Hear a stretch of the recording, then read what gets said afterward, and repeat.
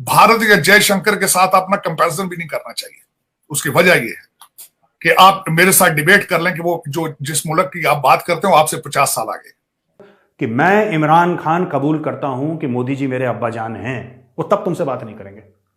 We are not interested, we have nothing to do with Pakistan at all. उधर OIC में आपने देखा वो सऊदी अरेबिया खड़ा हो गया और कहने लगा नहीं तुम हमें कहने लगा जाओ बाहर में। मच मोर सीरियस, एक सुपर पावर जो है उसने आज तक कुछ नहीं कहा है मूडी के खिलाफ, बल्कि मूडी की तारीफ की है उन्होंने।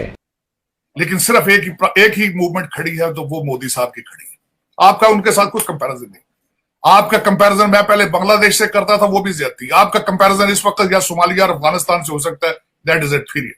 हमें नहीं बात करनी तुमसे यार, हम तो तुम्हारी बात का जवाब नहीं देते। जब तुम बुराई करते थे तब तुम्हारी बात का जवाब नहीं दिया, आज तुम भलाई कर रहे हो, मोदी को अपना बाप बना रहे हो, हमने तब तुम्हारी बात का जवाब नहीं दिया।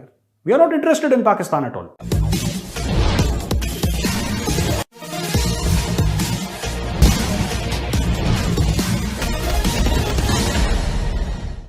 भारत के बढ़ते आर्थिक और सामरिक ताकत का एहसास अब पाकिस्तान में भी होने लगा है।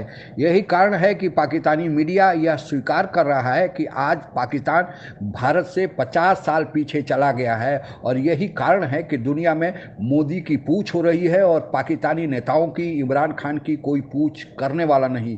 इसी सच से रूबरू कराती आज की परिचर्चा। आइए आगे बढ़ते हैं। भारत या जयशंकर के साथ अपना कंपैरिजन भी नहीं करना चाहिए। उसकी वजह यह है कि आप मेरे साथ डिबेट कर लें कि वो जो जिस मुल्क की आप बात करते हो आपसे 50 साल आगे। वहां दुनिया में जितनी नेशनलिस्ट मूवमेंट्स चली थी, इंक्लूडिंग डोनाल्ड ट्रंप की, इंक्लूडिंग ब्रेक्सिट की, इंक्लूडिंग मैक्रोन की, अरब स्प्रिंग की, सारी खत्म हो चुकी हैं।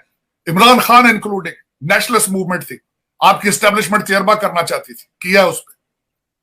लेकिन सिर्फ एक ही मूवमेंट खड़ी है, तो वो मोदी साहब की खड़ी है। आपका उनके साथ कुछ कंपैरिजन नहीं। आपका कंपैरिजन मैं पहले बांग्लादेश से करता था, वो भी ज्यादती। आपका कंपैरिजन इस वक्त या सोमालिया और अफगानिस्तान से हो सकता है। That is it, period. क्योंकि आप हालते जंग में हैं, खाना जंगी है आपका हर मिनिस्टर, और एक ऐसा वजीर आजम जिसके एक हाथ में पेट्रोल है, दूसरे हाथ में आग है। ये सर्कमस्टांसेस अफगानिस्तान और सोमालिया वाले हैं, बांग्लादेश वाले नहीं है। और आपका श्रीलंका के साथ भी कंपैरिजन नहीं किया जा सकता, क्योंकि बहुत छोटा मुल्क है। 92% लोग जो है वो एजुकेटेड है, वो अपना सोल्यूशन ढूंढ लेंगे। वो सारे हमें नहीं बात करनी तुमसे यार, हम तो तुम्हारी बात का जवाब नहीं देते। जब तुम बुराई करते थे तब तुम्हारी बात का जवाब नहीं दिया, आज तुम भलाई कर रहे हो, मोदी को अपना बाप बना रहे हो, हमने तब तुम्हारी बात का जवाब नहीं दिया। We are not interested in Pakistan at all. India as a nation, India as a country, the government is not interested in Pakistan. आप सामने घुटने टेक के नई दिल्ली में आ जाओ, प्राइम मिनिस्टर हाउस के सामने, और घुटने टेक के बोलो कि मैं इमरान खान कबूल करता हूं कि मोदी जी मेरे अब्बा जान हैं, वो तब तुमसे बात नहीं करेंगे। We are not interested, we have nothing to do with Pakistan at all. Khan ने बोला कि मैं बात नहीं करूंगा। खान से बात कौन करना चाहता है यार? खान ने खुद बोला था कि मैं फोन करता हूं, मोदी मेरा फोन नहीं उठाता। और नहीं, नोबडी इज इंटरेस्टेड। तुला हुआ है हर किस्म के यूनाइटेड नेशन रेजोल्यूशन को तोड़ के, और वो जो अपने वादा किया है, वो जो अपने बिगट्स हैं, वो हिंदू के आरएसएस वाले, उनके साथ वादा किया है कि मैं कश्मीर को मुसलमान टेरिटरी बना दूंगा, हिंदू टेरिटरी मेजॉरिटी। ओआईसी में आपने देखा वो सऊदी अरेबिया खड़ा हो गया और कहने लगा नहीं तुम हमें कहने लगा जाओ बाहर में। हम इंडिया के साथ, हमारा पार्टनर इंडिया है, हम उनसे इन्वेस्टमेंट कर रहे हैं, $77 बिलियन उनको दे रहे हैं। उधर एक नेशनल रिफाइनरी हम बना रहे हैं। Pakistan is not so important. Quad की मीटिंग हम देख रहे हैं कि बड़ी अहम मीटिंग ये हुई, लेकिन नए अलायंसेस बनकर वहां पर इस तरह की कॉन्फ्रेंसेस हो रही हैं, जबकि पाकिस्तान इस वक्त किसी भी इस तरह के अलायंस में शामिल नहीं है। तो कि हमारा इंडिया से कंपैरिजन नहीं है। इंडिया जो कर रहा है, भारत जो कर रहा है, वो कर्जे मांगने नहीं जाते, वो डेफर्ड पेमेंट पे पेट्रोल लेने नहीं जाते। वो जहां जाते हैं वो एज ए कस्टमर जाते हैं। उनके पास देने के लिए भी बहुत कुछ है, लेने के लिए भी बहुत कुछ है। हमारे पास ना देने के लिए कुछ है, ना लेने के लिए पैसे हैं। हमारा उनके साथ कंपैरिजन करना, क्वाड का या ऑस्ट्रेलिया या उनके रिलेशनशिप या जयशंकर से अपने आप को कंपेयर करना, मेरे ख्याल में बहुत आज तो हालात बदतरीन हो चुके हैं। आप इस वक्त किसी अलायंस में या डिप्लोमेसी, फॉरेन रिलेशंस के बारे में तो आप सोच भी नहीं सकते, ख्वाब भी नहीं देख सकते। लेकिन इससे पहले भी आप क्या थे? इससे पहले भी आपकी क्या परफॉर्मेंस थी? आप पहले भी आइसोलेशन में जा चुके थे। हर कंट्री से या तो आप कर्जा लेने जाते हैं या आप उसके खिलाफ एक कैंपेन शुरू कर देते हैं। चाइना भी नाराज था, अमेरिका भी नाराज था, अफगानिस्तान आपको थ्रेट कर रहा है जिसके लिए आपने इतना कुछ किया है। आपकी पहले भी फॉरेन पॉलिसी तो थी नहीं, तो अब भी क्या? अमेरिका ने शर्त रखी थी कि इंडिया के साथ ताल्लुकात बेहतर करो, और खान ने बोला कि मैं, खान की औकात क्या है यार? खान ने ट्वीट के अलावा करा क्या? हमने 370-35 से हटाया, ठीक है, हटा दिया हमने 5 अगस्त 2019 को। तुम लोगों ने कर क्या लिया? कर क्या लिया ये बता दो हमें। ये बड़के सबके सामने मारना और अनपढ़ जाहिल कौम के सामने स्पीच देना वो ठीक है, बट एक बात बताओ ना, तुमने कर क्या लिया? अब पीओके भी ले लेंगे, गिलगित बाल्टिस्तान भी ले लेंगे, तुम क्या कर लोगे? बताओ ना कि हम ये कर लेंगे। 2.5 साल से सो रहे हो, कभी बोलते हो कौम एक टांग पे खड़ी होगी, दूसरे टांग पे जुम्मे की नमाज के बाद हम सब लोग आसमान की तरफ देखेंगे। ऐसे भी रहेगा कश्मीर। उधर ओआईसी में आपने देखा वो सऊदी अरेबिया खड़ा हो गया, वो कहने लगा नहीं तुम हमें, कहने लगा जाओ बाहर। मच मोर सीरियस, एक सुपर पावर जो है उसने आज तक कुछ नहीं कहा है मूडी के खिलाफ, बल्कि मूडी की तारीफ की है। उन्होंने कहा है कि मूडी का जो फार्मिंग स्टेप्स है वो बड़ा अच्छा है क्या, और वो दूसरा जो है उसका क्या मतलब है, वो जो उसका ब्लिंकन जो भी है आज जो अमेरिकन सेक्रेटरी ऑफ स्टेट है, उसने बड़ी तारीफ की है जयशंकर की, हिंदुस्तान की बड़ी। ये सब हमारा कसूर है। आप उस पर बहुत ज्यादा जो है आपका उसके ऊपर इन्हिसार है कि हमारे पास एटम बम है और दुनिया की जिम्मेदारी है कि हमें रेस्क्यू करें। लेकिन मेरे ख्याल में ये ख्वाब देखने छोड़ दें। वो दिन गए जब खलील मियां फाख्ता उड़ाया करते थे, अब फाख्ता ना उड़ाएं, प्लीज कौम पे तवज्जो दें। कुछ थोड़ा अरसा दुबई की प्रॉपर्टियों, लंदन की प्रॉपर्टियों को छोड़ के पाकिस्तान की प्रॉपर्टियों पे तवज्जो दे लें।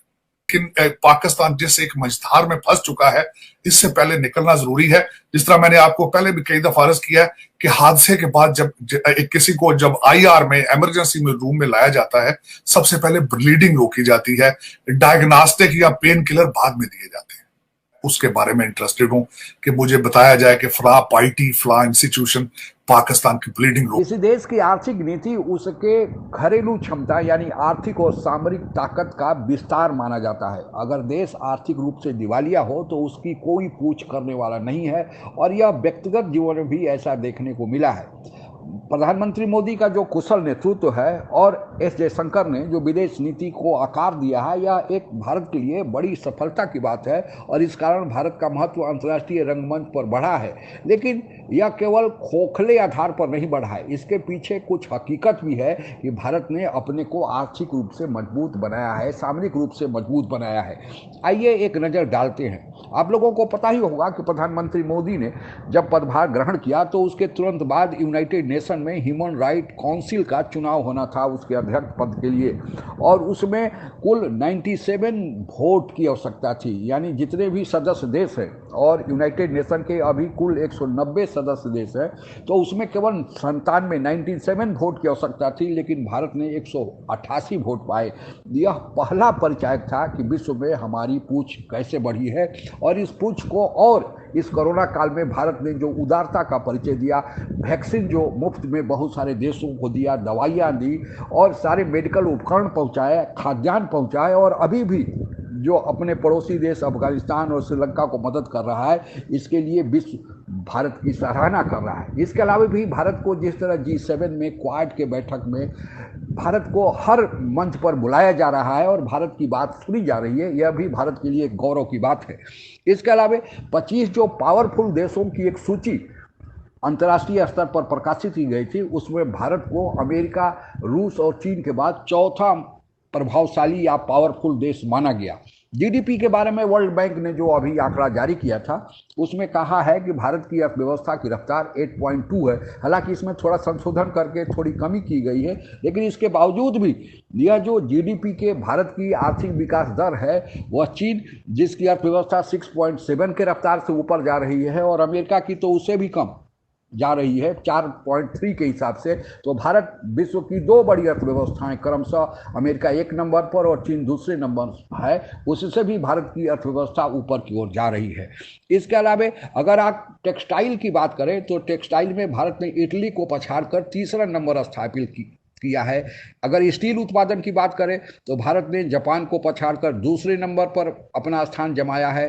अगर उसी तरह बिजली उत्पादन में आप देखें तो रसिया को पछाड़कर भारत तीसरे बड़े बिजली उत्पादक के रूप में सामने आया है। अर्थव्यवस्था में भारत यूके को पीछे छोड़कर विश्व की 5वीं बड़ी अर्थव्यवस्था नॉमिनल जीडीपी के हिसाब से हो गया है और पीपीपी के हिसाब से तो अमेरिका चीन के बाद तीसरी बड़ी अर्थव्यवस्था है।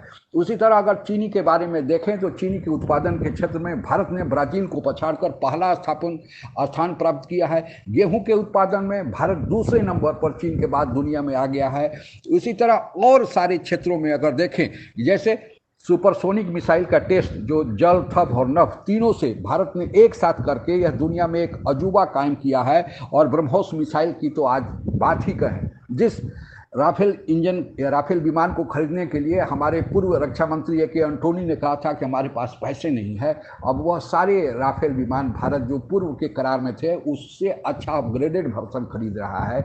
और चीन का जिस तरह मुकाबला कर रहा है और क्वाड में जिस तरह अमेरिकी राष्ट्रपति के बराबर का सम्मान मिला भारत को, यह सब भारत के बढ़ते भारत या विकासशील भारत की एक परिचायक है। और हमारा जो राजनीतिक नेतृत्व है अभी सफल रहा है, लेकिन उसकी सफलता के पीछे भारत की आर्थिक सफलता है, सामरिक शक्ति का कमाल है। आज के लिए बस इतना ही। जय हिंद।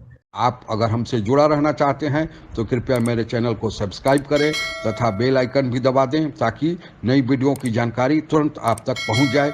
धन्यवाद। जय हिंद।